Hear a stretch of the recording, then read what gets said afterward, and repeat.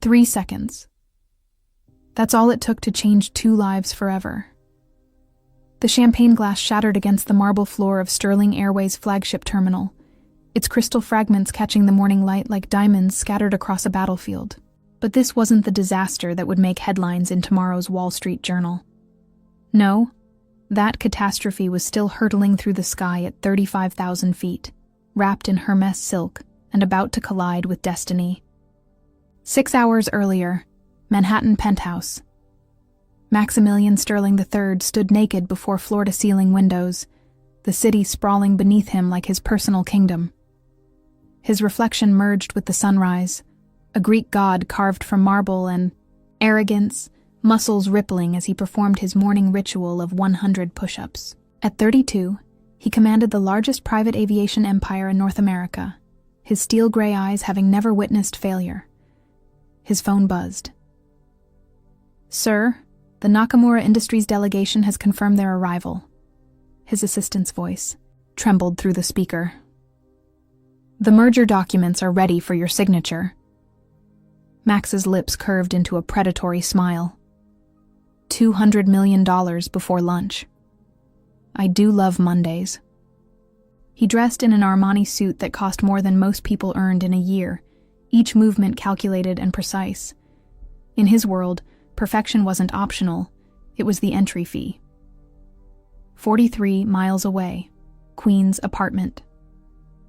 Isabella Moreau jolted, awake to the sound of her alarm clock crashing to the floor.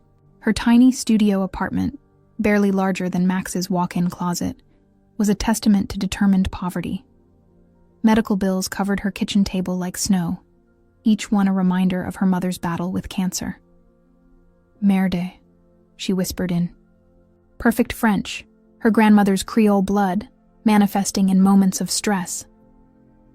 At 25, Izzy had fought for everything: her flight attendant certification, her spot at Sterling Airways, and now, her mother's life. She stared at her reflection in the cracked bathroom mirror, practicing the smile that had gotten her through job interviews and heartbreak. Her new Sterling Airways uniform hung pristine and untouched, a navy blue symbol of hope. She'd beaten 847 applicants for this position, her multilingual skills and crisis management training setting her apart. What she didn't know was that in exactly 4 hours and 17 minutes, she would either destroy her career or change her life forever.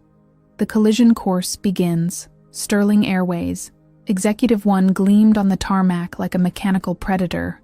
$60 million of engineering perfection designed to ferry the elite above the clouds.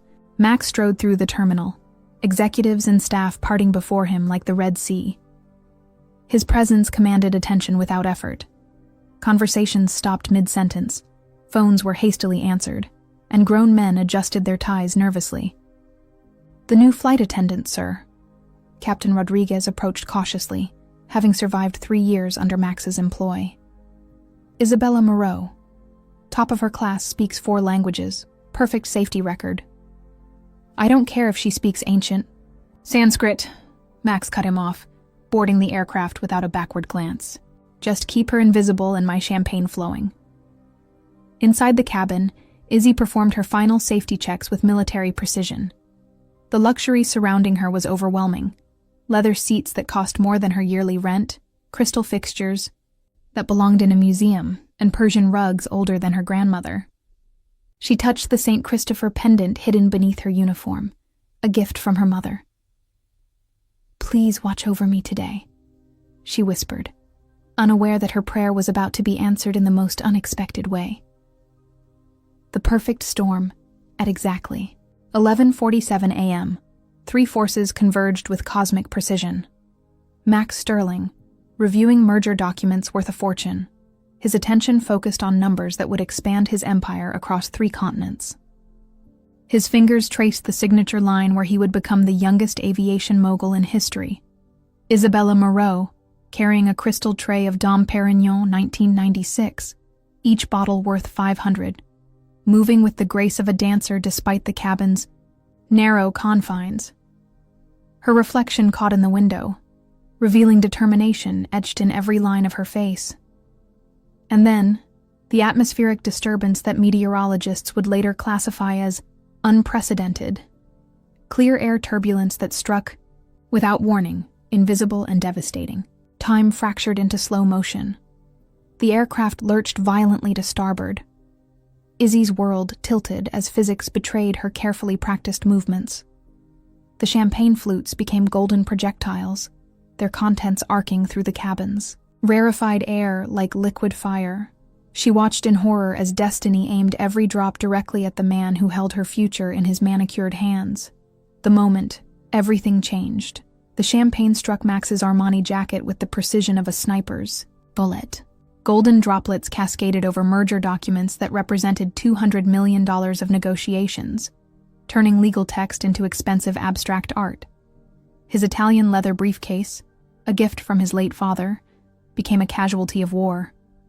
The cabin fell silent except for the steady thrum of engines carrying them through the stratosphere.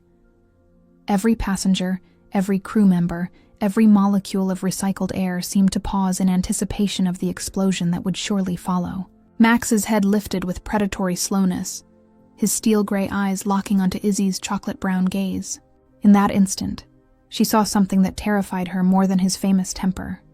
She saw a man who had never been challenged, never been surprised, never been made to feel anything resembling vulnerability.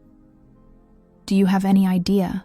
he began, his voice dropping to a whisper that somehow carried more menace than a shout. "What you've just destroyed." Izzy's heart hammered against her ribs like a caged bird desperate for freedom. Around them, board members leaned forward in their seats, some eager for the spectacle, others embarrassed by the inevitable carnage. She felt their eyes like searchlights, illuminating her every flaw, every reason she didn't belong in this rarefied world.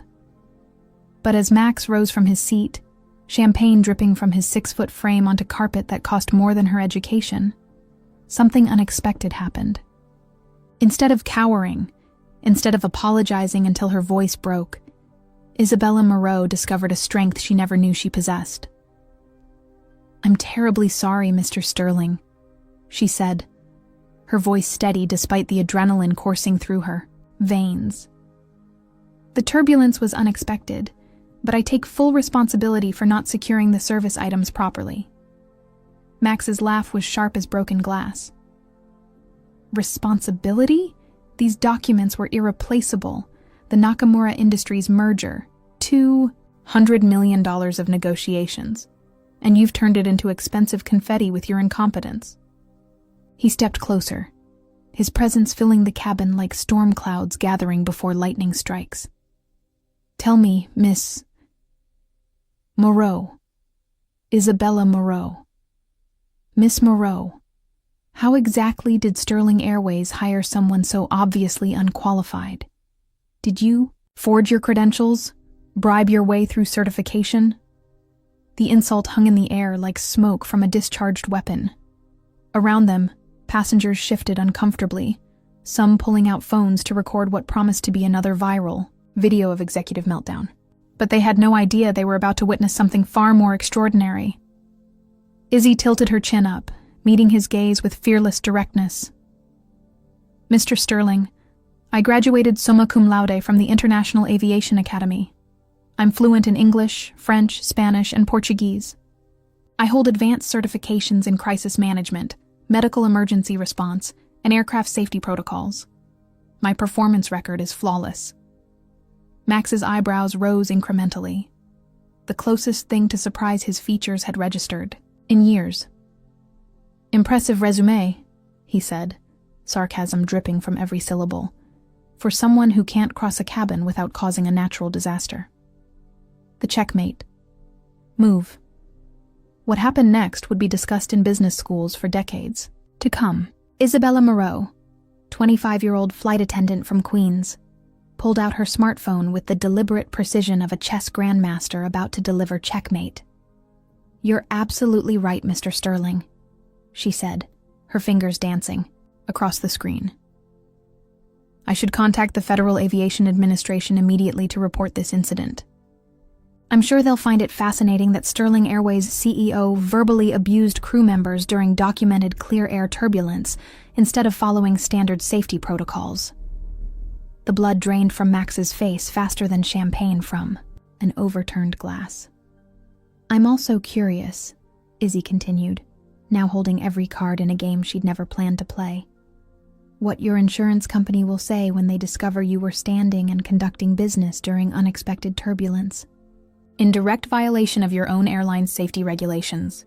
That seems like grounds for voiding coverage on any damages, including your precious merger documents."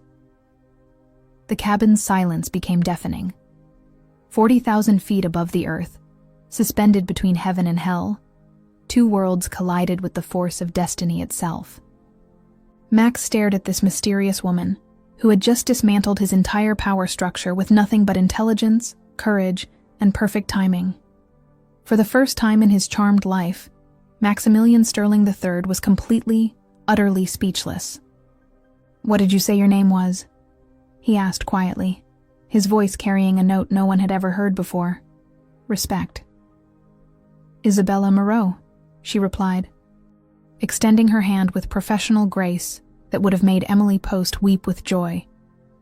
"And I believe we got off on the wrong foot, Mr. Sterling." As their hands touched, an electric current passed between them, more powerful than any turbulence nature could devise. Lightning struck at 35,000 feet, and neither of them would ever be the same. Sometimes the most dangerous storms happen in perfect weather. The handshake lasted exactly 2.7 seconds.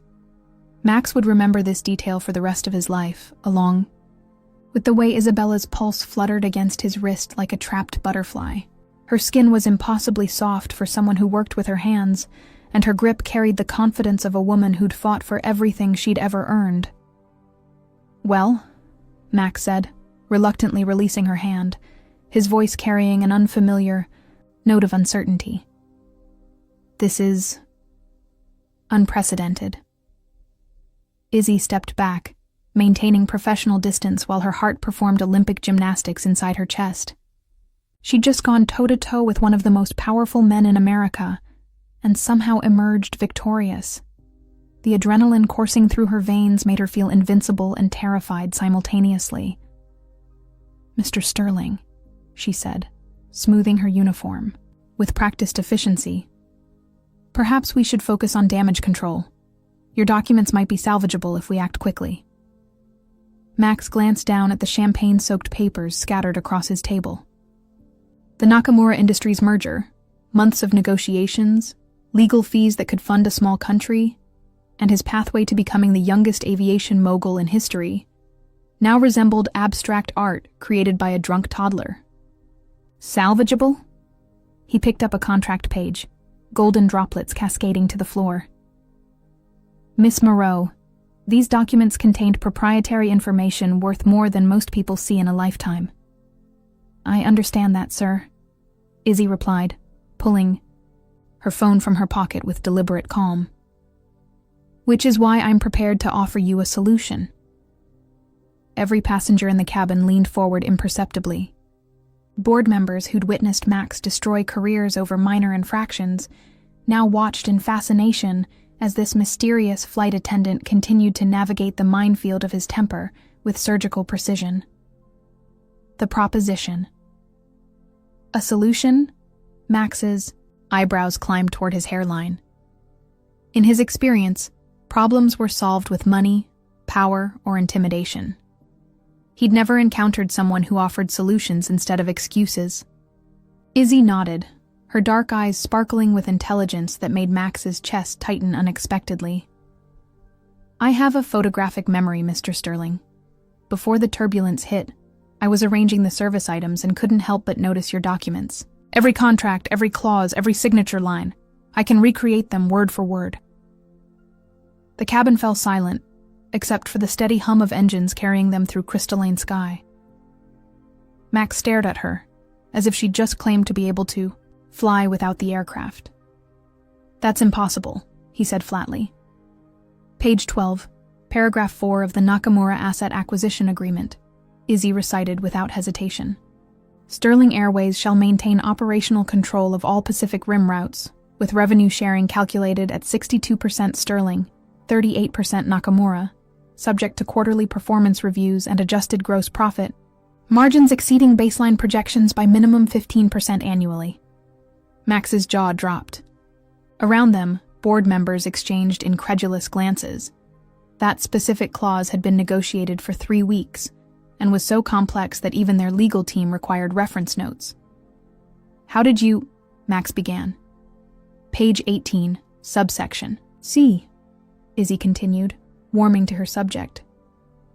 "Nakamura Industries agrees to technology transfer of their proprietary fuel efficiency systems, with Sterling Airways providing reciprocal access to their route optimization algorithms, creating projected cost savings of $47 million over the initial 3-year implementation period."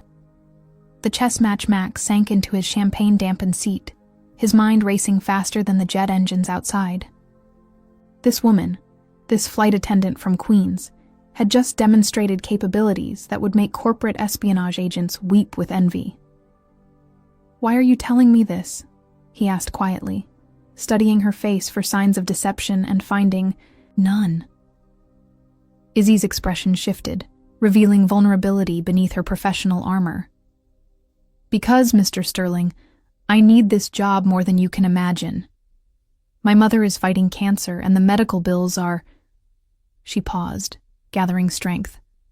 "Let's just say that losing my position with Sterling Airways would be catastrophic for my family." Something unexpected stirred in Max's chest, an emotion he couldn't immediately identify.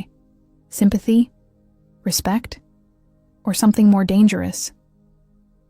"So, you're blackmailing me," he said, though his tone lacked its earlier venom.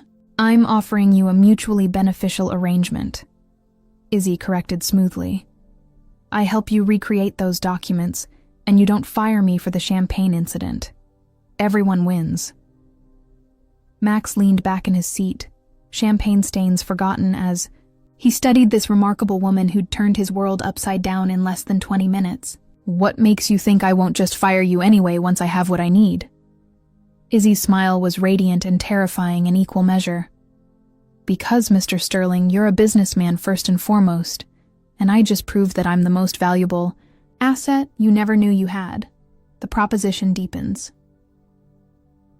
"Explain," Max said, his CEO instincts overriding his wounded pride.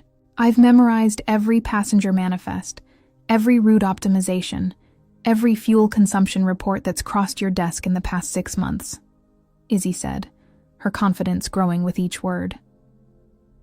"Did you know that flight route Alpha 7 consistently underperforms by 12% due to inefficient altitude management? Or that your Phoenix hub could save $38,000 monthly by adjusting maintenance schedules to coincide with crew rotations?" Max's eyes narrowed.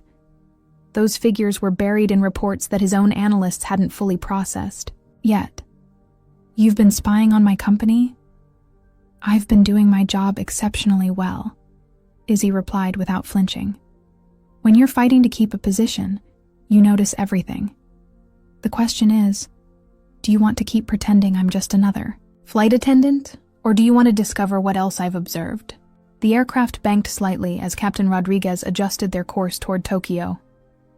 Outside the windows, clouds drifted past like cotton candy, creating a dreamlike backdrop for the most surreal conversation of Max's life. "What do you want?" he asked finally. "I want to recreate your merger documents," Izzy said. "I want to keep my job. And I want you to consider that maybe, just maybe, you've been looking at your business from the wrong altitude." The unexpected alliance. Max pulled out his laptop, his movements sharp and decisive. "Fine. Let's see if your memory is as impressive as your nerve." For the next hour, Izzy dictated contract terms with machine-like precision while Max typed, frantically, occasionally stopping to stare at her in amazement. She recalled not just the words, but the formatting, the legal references, even the coffee stain on page 23.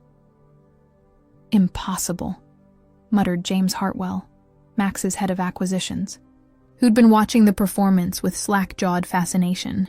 "I helped write these contracts, and she's getting details even I'd forgotten." As they worked, Max found himself studying Izzy's profile.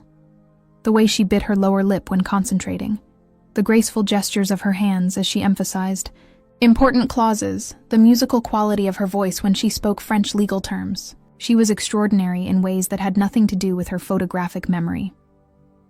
There, Izzy said finally, sitting back with visible exhaustion. Every document, every addendum, every revision. Your merger is saved, Mr. Sterling. Max stared at the laptop screen, scrolling through pages of perfectly reconstructed contracts. This is incredible. You've just saved my company millions of dollars and months of renegotiation. Does this mean I get to keep my job? Izzy asked, vulnerability creeping into her voice. Max looked up from the screen, meeting her eyes directly. For the first time in his adult life, he felt something more powerful than the thrill of acquisition or the satisfaction of victory. He felt genuine gratitude. Miss Moreau, he said formally, I'd like to offer you a new position. The cliffhanger. Izzy's heart stopped beating for what felt like an eternity. Sir? I want you to be my personal consultant, Max said, surprising himself as much as her. Someone with your skills shouldn't be serving champagne. You should be running companies. The cabin fell silent again, but this time the quiet hummed with possibility rather than tension. Board members exchanged meaningful glances, recognizing the birth of something unprecedented in Max Sterling's carefully controlled world. What exactly would that involve? Izzy asked carefully. Max's smile was dangerous and beautiful. Everything, Miss Moreau. Absolutely everything. As the jet soared toward Tokyo, carrying them toward a destiny neither had imagined when they'd awakened that morning, both Max and Izzy realized that sometimes the most important journeys begin with the most unexpected turbulence. The champagne might have been spilled, but something far more intoxicating had just been uncorked between them. In the city of neon dreams, some truths shine brighter than skyscrapers. The Mandarin Oriental Tokyo's presidential suite occupied the 47th floor, its floor-to-ceiling windows offering a panoramic view of the city's electric heartbeat. At midnight, Tokyo pulsed with 10 million stories, each light representing dreams, ambitions, and secrets hidden in the urban maze below. Max Sterling stood at those windows, still wearing his champagne-stained Armani shirt, unable to process the day's events. In 12 hours, he'd experienced his first business defeat, his first genuine surprise, and something that felt dangerously like his first real attraction to a woman who challenged rather than worshipped him. 3 floors below, in a standard room that cost more per night than Izzy's monthly rent, Isabella Moreau sat on the edge of her bed, phone pressed to her ear, as she spoke in rapid French to her mother. Maman, je ne peux pas expliquer maintenant, mais tout va changer, she whispered, her voice trembling with exhaustion and possibility. Mom, I can't explain right now, but everything is going to change. The morning after dawn painted Tokyo in Tidostanan shades of rose gold as Max's phone buzzed with the urgency of a man whose empire demanded constant attention. James Hartwell's name flashed on the screen. Max, the Nakamura meeting is in 3 hours. James's voice carried the edge of panic. Please tell me you've recovered from yesterday's incident. The documents are ready, Max replied, surprised by his own calm.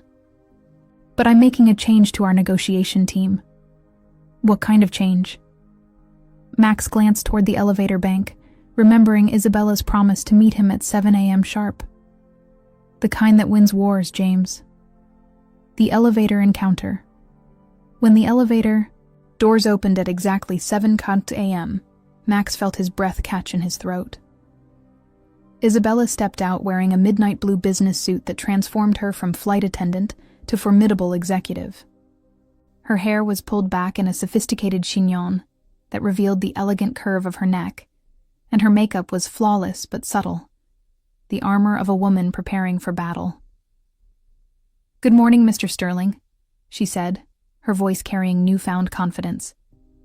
Ready to conquer Tokyo? Max studied her transformation, noting how the tailored jacket emphasized her graceful posture and the way her dark eyes sparkled with intelligence that could either save his empire or destroy it completely. Where did you get that suit? He asked, genuinely curious.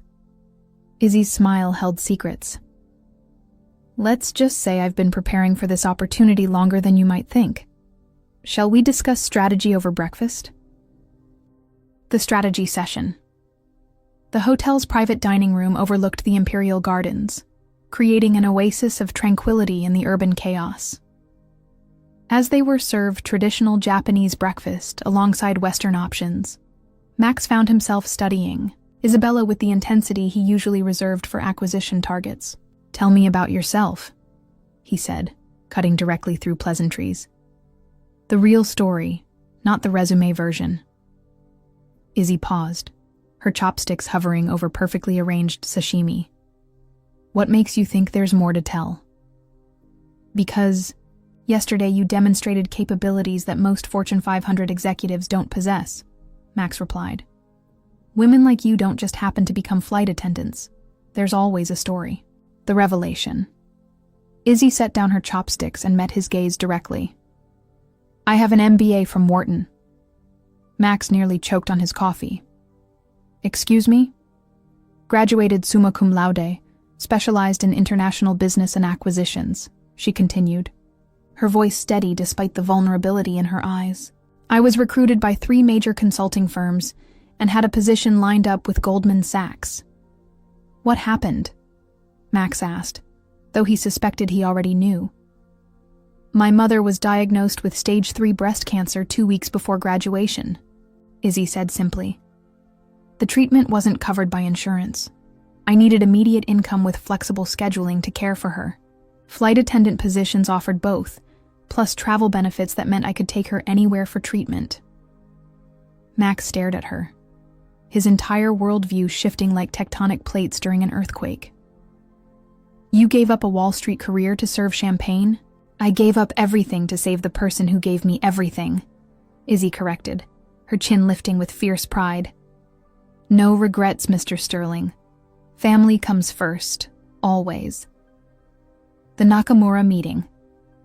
3 hours later, in the gleaming conference room of Nakamura Industries headquarters, Max introduced Isabella as his strategic consultant to a room full of skeptical Japanese executives. Hiroshi Nakamura, the 70-year-old company patriarch, studied her with the intensity of a chess master, analyzing an unexpected move. Miss Moreau, Nakamura said in perfect English, you seem very young for such a significant role. Age is irrelevant when you're fighting for something that matters, Nakamura-san, Izzy replied in flawless Japanese, causing every person in the room to straighten in surprise. What matters is vision, dedication, and the wisdom to recognize opportunity when it presents itself. Max watched in fascination as Isabella seamlessly shifted into negotiation mode, her every gesture calculated, her arguments razor-sharp. She presented contract modifications that he hadn't even considered, identified cost-saving opportunities that would benefit both companies, and somehow managed to increase Sterling Airways' profit margin by 12% while making Nakamura Industries feel like they were getting the better deal.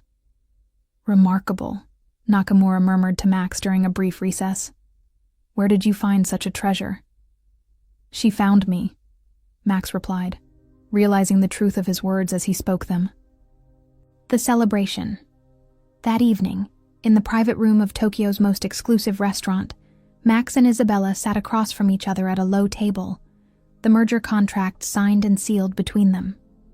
The sake was premium, the sushi was art, and the tension crackling between them was electric enough to power the neon signs visible through the windows.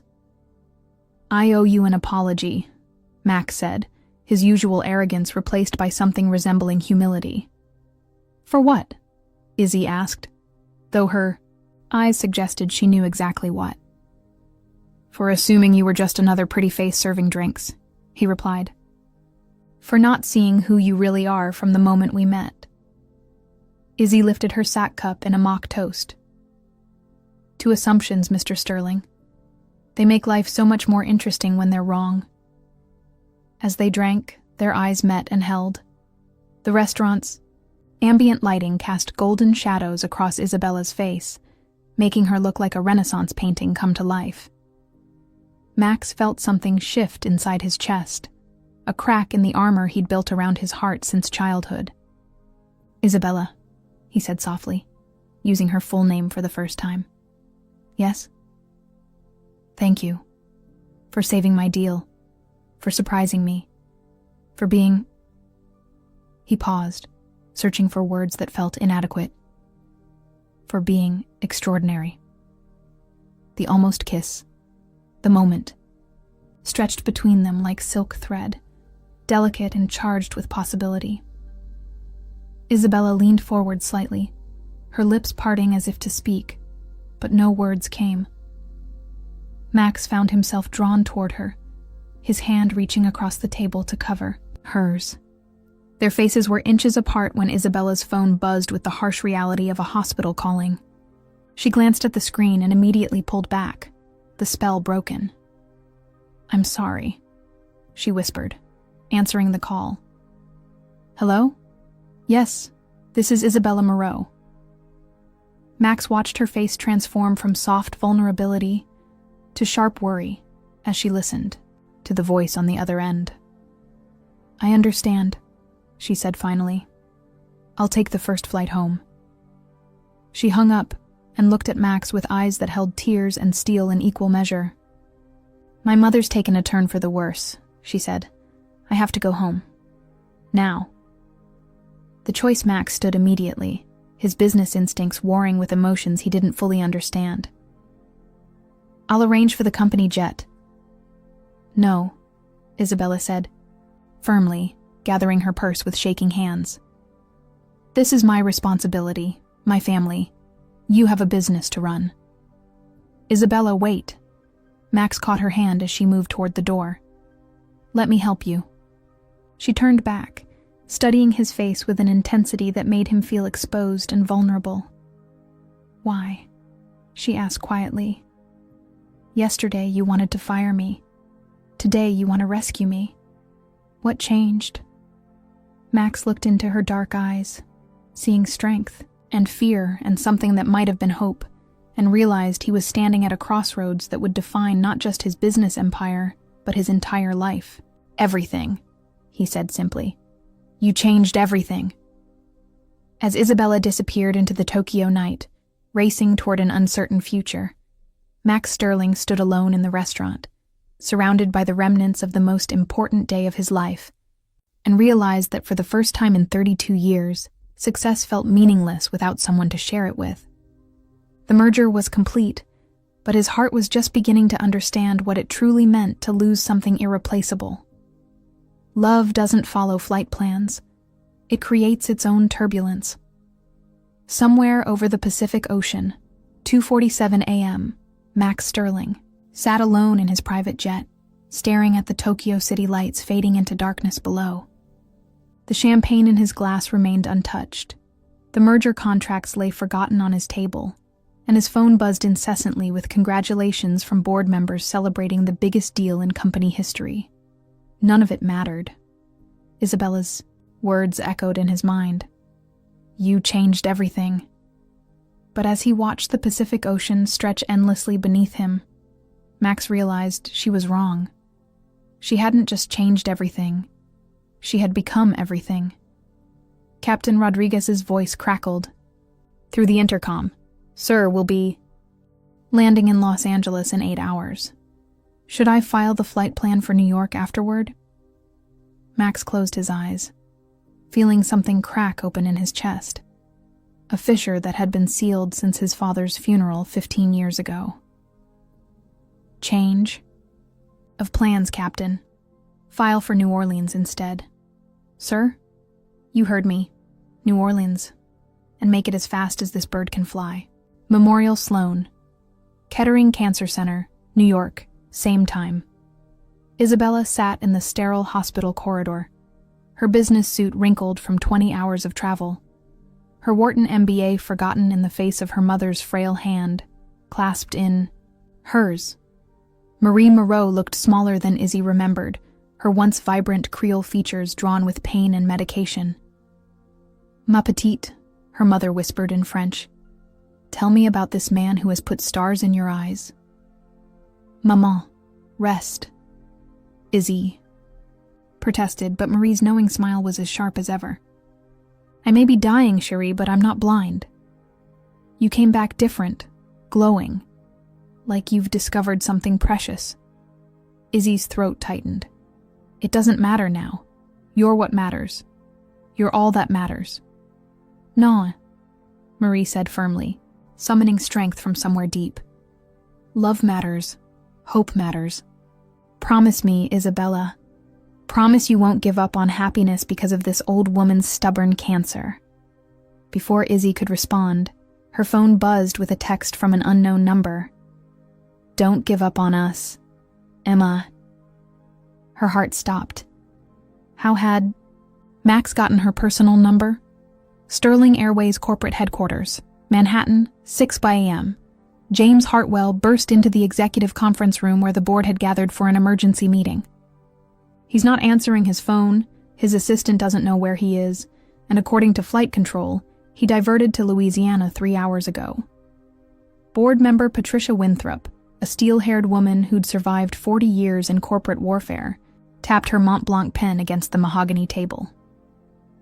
Gentlemen, our CEO has apparently lost his mind over a flight attendant. This is precisely why we have contingency protocols. She's not just a flight attendant, James found himself saying, surprising everyone, including himself. Did you see her in that meeting? She outmaneuvered executives with 30 years of experience. Irrelevant, Patricia snapped. Max Sterling has built this company into a $3 billion empire by being ruthless, calculating, and emotionally detached. If he's compromised, we have a fiduciary duty to our shareholders. Ma'am, James said carefully, maybe what we're seeing isn't compromise. Maybe it's evolution. New Orleans General Hospital, 7:30 a.m. Max Sterling had never set foot in a public hospital. The sterile corridors, fluorescent lighting, and antiseptic smell created a world entirely foreign to his experience of private suites and concierge medicine. He felt conspicuous in his expensive suit, like a peacock in a sparrow's nest. The information desk receptionist looked up with barely concealed skepticism. I'm sorry, sir. Visiting hours don't begin until... I'm here about Marie Moreau, Max interrupted, sliding a business card across the counter. I need to speak with her daughter, Isabella. The receptionist's eyes widened as she recognized the Sterling Airways logo. Mr. Sterling? The airline owner? Among other things. Please, it's urgent. The confrontation. Isabella found Max in the hospital cafeteria, staring at a cup of coffee that looked like it could dissolve paint. He seemed smaller somehow, his usual commanding presence diminished by fluorescent lighting and institutional furniture. What are you doing here? She asked quietly, sliding into the plastic chair across from him. Max looked up, and she was shocked to see exhaustion etched in every line of his face. I came to apologize. For what? For letting you leave, he said simply. For not insisting on helping. For being exactly the kind of man who puts business before people. Izzy studied his face, searching for deception and finding only raw honesty. Max, you barely know me. This isn't your responsibility. You're wrong, he said, leaning forward with intensity that made her pulse quicken. I know you speak 4 languages and remember everything you see. I know you gave up Wall Street to care for your mother. I know you can outmaneuver Japanese executives and make me feel like an amateur at my own business. He paused, his voice dropping to barely above a whisper. And I know that somewhere between champagne and chaos, I fell in love with the most extraordinary woman I've ever met. The impossible offer. Isabella's world tilted on its axis. Max. I called Dr. Elizabeth Chen at Houston Methodist, he continued, pulling out his phone. She's the leading specialist in experimental cancer treatments. She'll see your mother this afternoon if we can get her there. I can't afford... I can, Max interrupted. Isabella, I've spent my entire life acquiring things, companies, properties, aircraft. But I've never wanted to give everything away for one person before. Let me help, please. Tears blurred Izzy's vision as she stared at this man who'd traveled across continents to find her. Why are you doing this? Max reached across the table, taking her hands in his. Because yesterday in Tokyo, for about 30 seconds, I saw what my life could be like with someone who challenges me, surprises me, and makes me want to be better than I am. And I refuse to lose that without a fight. The decision. Mr. Sterling? A voice interrupted them. They looked up to see Dr. Jennifer Walsh, Marie's oncologist, approaching with a tired smile. I hear you've been making some rather extraordinary arrangements for Mrs. Moreau. Max stood immediately. Doctor, if there's any chance that treatment in Houston could help. There is, Dr. Walsh said, causing both Max and Isabella to freeze. Mrs. Moreau is a candidate for an experimental immunotherapy trial that's showing remarkable results. The only problem has been cost and logistics. Not anymore, Max said firmly. Isabella stood slowly, her mind reeling. I need to talk to my mother. Marie's wisdom. In the hospital room, Marie Moreau studied Max Sterling with the piercing gaze of a woman who'd raised 5 children and buried 2 husbands. Max shifted uncomfortably under her scrutiny, feeling like a teenager asking permission to take the prom queen to dinner. So, Marie said finally, her voice weak but her spirit undiminished. You're the man who made my daughter forget she was afraid of happiness. Ma'am, No. Marie waved him silent. I have one question, Monsieur Sterling. Are you prepared to love a woman who will always put family first? Who will challenge your decisions, question your motives, and never ever be impressed by your money? Max glanced at Isabella, who was watching the exchange with wide eyes. Mrs. Moreau, your daughter has already done all of those things, and yes, I'm prepared to spend the rest of my life trying to deserve her. Marie smiled, the expression transforming her face despite the pallor of illness.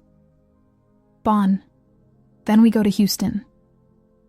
The flight to forever, as Sterling Airways Executive 1, lifted off from New Orleans, carrying Marie Moreau toward experimental treatment and hope. Max found himself in unfamiliar territory. Isabella sat beside her mother's stretcher, holding her hand and whispering prayers in French and English. She's going to be okay, Max said quietly, settling into the seat across from them. You don't know that, Isabella replied, though her voice held more hope than despair. No, Max agreed. But I know that we're going to fight like hell to make sure she has every chance possible. Isabella looked at him then, really looked at him, and saw past the designer clothes and corporate armor to the man underneath. Someone who'd crossed continents not for a business deal, but for love.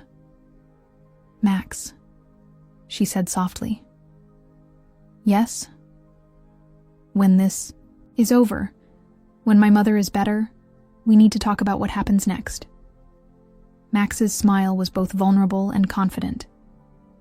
I already know what happens next, Isabella. Everything. Absolutely everything.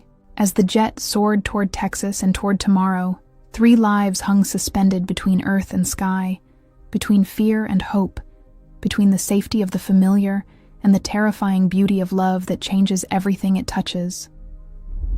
Below them, the American heartland stretched endlessly, but ahead of them lay possibilities as infinite as the sky itself. Sometimes the greatest battles are fought in boardrooms, not bedrooms. Houston Methodist Hospital. 72 hours later. The experimental treatment had begun with the precision of a military operation. Dr. Elizabeth Chen's team worked around the clock, monitoring Marie Moreau's response to the cutting-edge immunotherapy with cautious optimism. Max had transformed an entire wing of the hospital into a command center, complete with the best specialists money could summon, and technology that belonged in science fiction. Isabella hadn't left her mother's side for 3 days, surviving, on hospital coffee and sheer determination. Dark circles shadowed her eyes. but her spirit remained unbroken as she watched the monitors that measured her mother's vital signs like a symphony of hope. "The preliminary results are encouraging," Dr. Chen told them during the morning rounds, her voice carefully measured. "The tumor markers are responding better than we anticipated. Mrs. Moreau is proving to be remarkably resilient." Marie, despite being tethered to machines, managed a weak smile. "Creole women are harder to kill than cockroaches, Cherie. We survive everything." Max stood at the window, phone pressed to his ear, fielding the 8th crisis call of the morning. His empire was beginning to crack under his absence, but every time he considered leaving, he looked at Isabella's determined profile and remembered why some things mattered more than profit margins. The ultimatum. "Max, you need to come back to New York. Now." James Hartwell's voice carried an urgency that made Max's stomach clench. "The board is calling an emergency meeting. Patricia Winthrop has convinced them that you're having some kind of breakdown." "That's ridiculous," Max said, stepping into the hospital corridor for privacy. "Is it?" James's tone was gentle but firm. "You've disappeared for 4 days, missed 3 major meetings, and personally funded $1 million medical treatment for a woman you met less than a week ago. From the outside, it looks like corporate suicide." Max ran his hand through his hair, exhaustion weighing on him like lead. "What are they proposing?" "Temporary suspension of CEO duties pending psychological evaluation." James paused. "Max, they're serious. Patricia has the votes." "Let them vote," Max said quietly. "I'm not leaving Houston until I know Marie is going to be okay." "And Isabella? What happens when she finds out you're willing to lose everything for her?" The question hit Max like a physical blow. He'd been so focused on saving Marie that he hadn't considered the burden his sacrifice would place on Isabella's shoulders. The discovery. Isabella found the financial documents by accident. While searching for her phone charger in Max's briefcase, her fingers touched a folder marked Confidential, Board Proceedings. Her photographic memory absorbed the contents in seconds. Motions for CEO removal, psychological competency hearings, and stock price projections that painted a devastating picture. "Max," she called softly, finding him in the hospital chapel, a place she never would have expected to see the arrogant billionaire she'd met on the airplane. He looked up from the simple wooden pew, his usual confidence replaced by something that looked dangerously like peace. "How's your mother?" "Improving," Isabella said, sitting beside him and placing the folder between them. "How's your empire?" Max glanced at the documents and sighed. "Apparently in free fall. Did you know I'm having a psychotic break? Fascinating diagnosis from people who've never seen me truly happy." "This isn't a joke," Isabella said fiercely. "They're trying to destroy you because of me, because you chose to help my family instead of attending board meetings. They're trying to destroy me because they don't understand that some things are worth more than quarterly profits," Max corrected. "There's a difference. The impossible choice." Isabella stood abruptly, pacing the small chapel with the restless energy of a caged lioness. "You have to go back to New York. Now. Today." "No." "Max, be realistic. You've built Sterling Airways. From nothing into $1 billion empire. You can't throw that away for what?" Max stood as well, his eyes blazing with intensity. "For love? For the chance to be part of something bigger than profit margins and market share? Isabella, I've spent 32 years building an empire that means nothing if I have no one to share it with." "And what happens when you lose everything?" Isabella shot back. "What happens when the company fails? When thousands of employees lose their jobs? When your life's work crumbles? Will love pay for that?" Max stepped closer, his voice dropping to the intimate whisper he reserved for boardroom negotiations and bedroom confessions. "You're asking me to choose between my head and my heart. I'm asking you to be smart," Isabella whispered, tears threatening to spill. "I'm asking you to save yourself before it's too late." The board meeting from Hell Sterling Airways, corporate headquarters. Emergency session Patricia Winthrop commanded. The boardroom like a general marshalling troops for war. 15 of the most powerful executives in aviation sat around the mahogany table, each representing millions in shareholder value and decades of corporate warfare experience. "Gentlemen, ladies," Patricia began, her voice sharp as winter wind. "We're gathered today to address the unfortunate reality that our CEO has apparently suffered a complete psychological breakdown." "That's a strong accusation," said Robert Kim, head of international operations. "Max Sterling has never shown signs of instability." "Really?" Patricia activated the wall display, showing stock charts that resembled a cardiac arrest. Sterling Airways stock has dropped 12% in 4 days. Our largest investor, Blackstone Capital, is threatening to pull out. And why? Because our CEO has abandoned his responsibilities to play knight in shining armor to a flight attendant. "She's not just a flight attendant," James Hartwell interjected, earning sharp looks from around the table.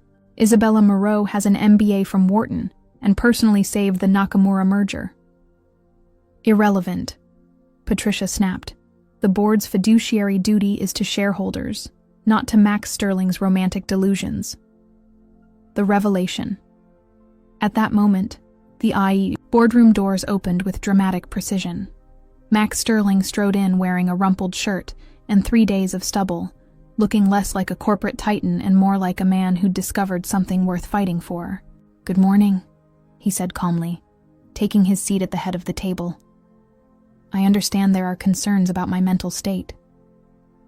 "Max," Patricia began, but he raised a hand for silence. "Before you continue with this coup attempt, I have an announcement." Max activated his laptop, and new figures appeared on the wall display. Thanks to Isabella Moreau's strategic insights, the Nakamura merger will generate 40% more profit than originally projected. Her route optimization suggestions will save Sterling Airways $63 million annually, and her crisis management during our initial encounter prevented what could have been a catastrophic FAA investigation. The room fell silent as the board absorbed numbers that transformed their narrative from corporate disaster to strategic triumph.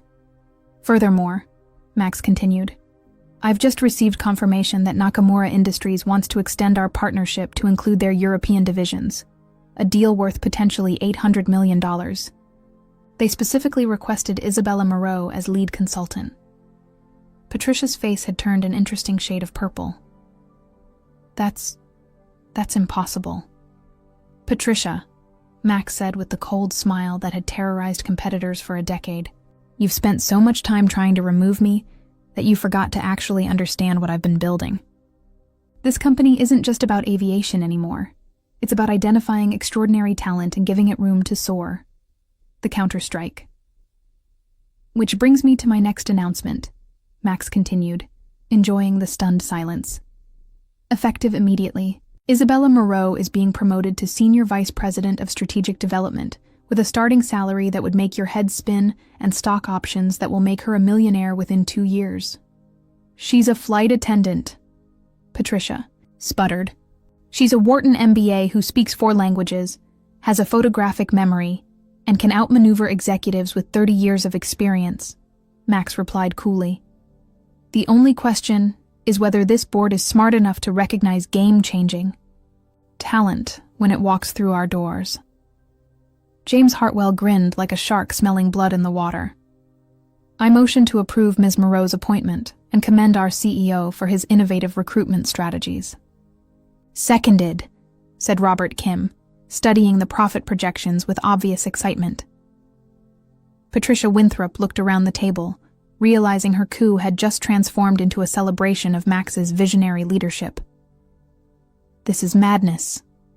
"This," Max said, standing with renewed authority, "is evolution. Either evolve with us, or find yourselves another company to micromanage." The Houston homecoming. Isabella was dozing in the chair beside her mother's bed when her phone exploded with notifications. Text messages, missed calls, and news alerts flooded her screen faster than she could process them. Business Insider. Sterling Airways stock soars on mystery executive appointment. Forbes. Who is Isabella Moreau, and why is Wall Street talking? Fortune. The flight attendant who became a VP in 4 days. Her hands trembled as she read the messages. The reality of what Max had done hitting her like emotional whiplash. He hadn't just saved his empire. He'd handed her the keys to a kingdom she'd never imagined reaching. Ma petite. Marie's voice was stronger than it had been in days. That man of yours, he's either crazy or brilliant. Both, Isabella whispered, staring at the phone as if it contained secrets to the universe. Good, Marie said with satisfaction. The best men always are. The confrontation. When Max walked into the hospital room that evening, Isabella was waiting for him. She'd changed from her rumpled clothes into the midnight blue suit she'd worn in Tokyo, her hair pulled back in the power style that transformed her from patient daughter to corporate warrior. Senior Vice President of Strategic Development? She said without preamble. Starting salary of $400,000, plus performance bonuses that could double that, Max replied, loosening his tie with the confidence of a man who'd just won the war. Max, I never asked for this. You never had to ask, he said, moving closer until he could see the flecks of gold in her dark eyes. You earned it the moment you turned my world upside down and showed me what was possible. And if I say no? Max's smile was both challenge and invitation. Then you say no. But first, let me ask you something, Isabella Moreau. What do you want? Not what you think you should want. Not what's safe or practical. What do you actually want? Isabella stared at him, this impossible man who'd risked everything for love and somehow emerged more powerful than ever. Around them, the hospital hummed with life and hope. Her mother slept peacefully for the first time in months, and the future stretched ahead, like an uncharted sky. I want, she said slowly, to see what happens when we stop fighting destiny and start flying with it. Max's grin was radiant and dangerous. Then buckle up, Ms. Moreau. We're about to take off. The best love stories don't end, they take flight. 6 months later, Sterling Airways. Executive Hangar, Manhattan. The morning sun painted Sterling Airways' flagship aircraft in shades of gold and promise. Executive One gleamed on the tarmac, no longer just a symbol of corporate power, but a vessel that had carried 2 souls through the storm and into something extraordinary. Isabella Moreau, now Senior Vice President Isabella Moreau, stood in the hangar wearing a tailored Chanel suit that would have cost her a year's salary 6 months ago. But it wasn't the designer clothes that transformed her. It was the confidence, radiating from every gesture, the way she commanded attention without demanding it, and the subtle smile that suggested she knew secrets worth keeping. The Tokyo expansion is ahead of schedule, she reported to the assembled executives, her presentation flawless and her statistics devastating. Nakamura Industries has agreed to extend our partnership to cover all Pacific Rim operations. We're projecting a 47% increase in quarterly revenue. Around the conference table, the same board members who'd once questioned her qualifications now hung on her every word. Even Patricia Winthrop, who'd somehow survived her attempted coup and now worked twice as hard to prove her loyalty, nodded with grudging respect. The unexpected interruption. Ms. Moreau, James Hartwell interrupted with barely concealed excitement.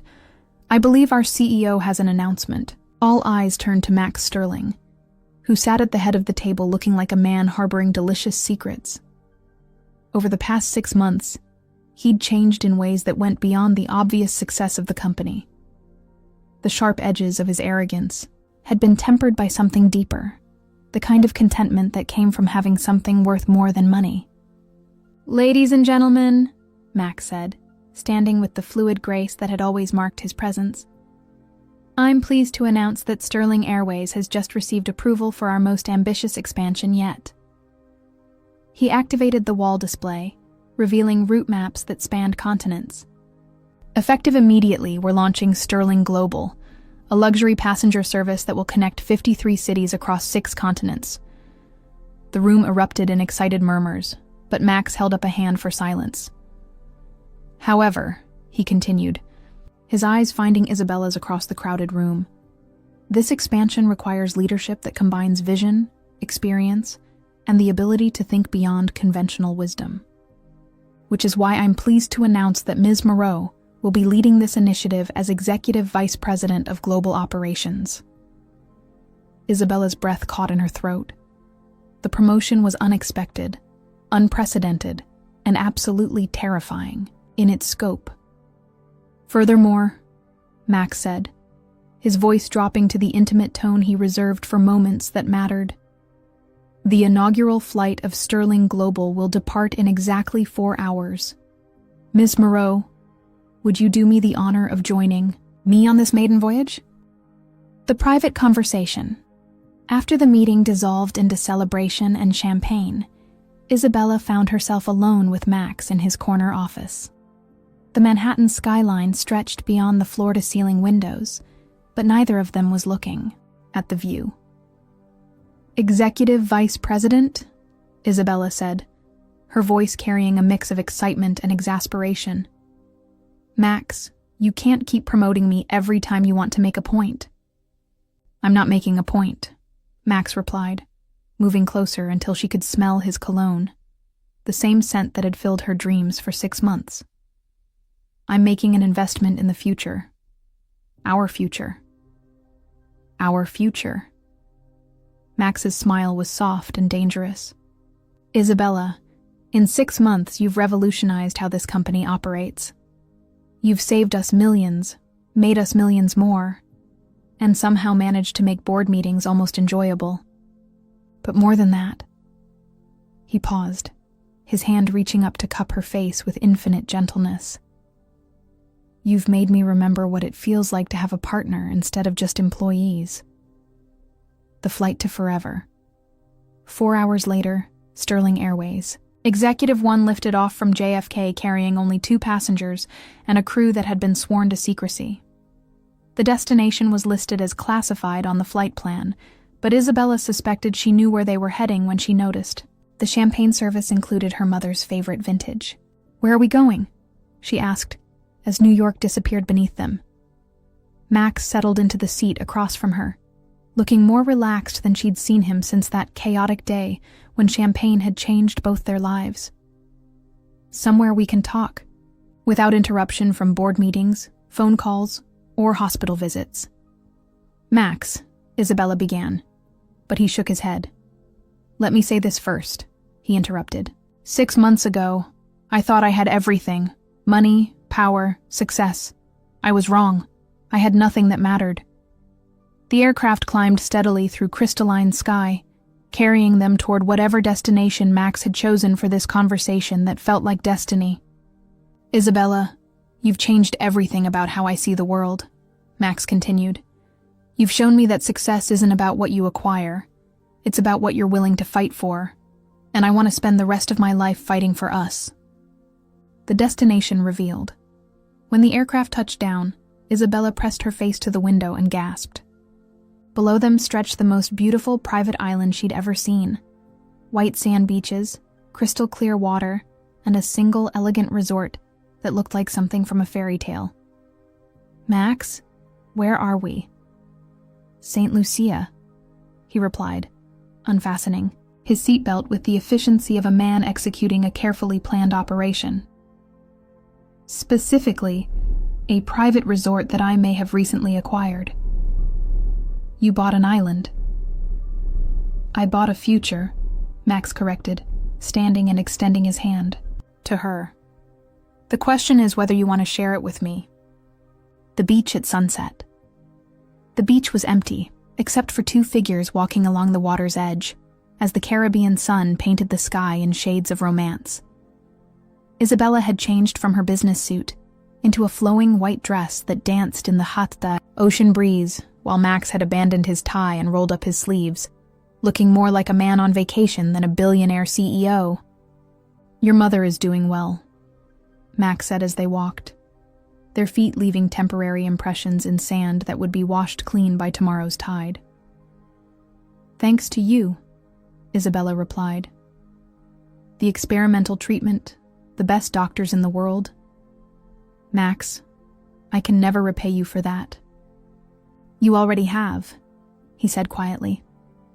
"Every day, every success, every moment you've chosen to stay and build something extraordinary with me. That's payment enough." They stopped walking, and Isabella turned to face him fully. The setting sun cast golden light across his features, transforming him from the arrogant billionaire she'd met into something far more precious, a man who'd learned to love. "Isabella," Max said, his voice carrying the weight of 6 months' worth of unspoken words, "I have a proposition for you. The ultimate proposal." "Another promotion?" Isabella teased, though her heart was beating fast enough to power aircraft. "Engines." "Something like that," Max replied, and suddenly he was on one knee in the sand, pulling a ring box from his pocket that caught the dying light like captured starfire. Isabella's hands flew to her mouth as she stared down at the man who'd traveled across continents, risked his empire, and transformed her life in ways she was still discovering. "Isabella Moreau," Max said, his voice steady despite the enormity of the moment. "You walked into my life carrying a tray of champagne and turned everything upside down. You've shown me that the best partnerships aren't about power. They're about finding someone who makes you want to be worthy of their love." He opened the ring box, revealing a diamond that seemed to hold all the light in the Caribbean sky. "Will you marry me? Will you fly through life beside me? Will you let me spend forever trying to deserve the extraordinary woman who saved my company, my sanity, and my soul?" The answer. Isabella stared down at Max, this impossible man who'd proven that fairy tales could happen at 35,000 feet. Around them, the ocean whispered ancient promises while the sun painted their future in shades of gold. "Max Sterling," she said, her voice trembling with laughter and tears and possibility. 6 months ago I was serving you champagne and trying not to get fired. Now you're offering me the world." "I'm offering you everything I have," Max corrected. "My heart, my future, my airplane hangar, and probably way too many board meetings." Isabella laughed, the sound carrying across the beach like music. "Yes," she said simply. "Yes to everything. Yes to the board meetings. Yes to flying through life together. And yes to whatever crazy adventure comes next." The perfect kiss as Max slipped the ring onto her finger. Isabella pulled him to his feet and into a kiss that tasted like champagne and forever. The ocean applauded with gentle waves, the sun blessed them with golden light, and somewhere in the distance, an aircraft flew overhead, a reminder of the journey that had brought them here. When they finally broke apart, Max rested his forehead against hers, both of them breathing hard and grinning like teenagers who'd just discovered something wonderful. "So," Isabella said, admiring the way her engagement ring caught the last rays of sunset, "what happens now?" Max's smile was radiant with possibility. "Now we plan a wedding, run an airline, change the world, and live happily ever after." "In that order?" "Simultaneously," Max replied, spinning her around until her laughter filled the Caribbean air. "We're overachievers, remember?" Epilogue. 1 year later, the wedding took place aboard Sterling Airways Executive One at exactly 35,000 feet, with Marie Moreau, cancer-free and glowing with health, walking her daughter down the aisle of the aircraft cabin. The guest list included board members, Nakamura Industries executives, and a very reformed Patricia Winthrop, who'd become Isabella's most unlikely ally. Captain Rodriguez performed the ceremony. James Hartwell served as best man, and when Max and Isabella exchanged vows above the clouds, every passenger agreed it was the most beautiful turbulence they'd ever experienced. "To love at any altitude," Max whispered against Isabella's ear as they danced in the narrow cabin aisle. "To the best flight of our lives," Isabella whispered back, her wedding dress flowing around them like clouds. and as Sterling Airways executive, one carried Mr. and Mrs. Sterling toward their honeymoon destination. Both of them knew that the best love stories don't end with happily ever after. They begin with it. After all, when you find someone who makes you want to fly, the sky isn't the limit. It's just the beginning. The end.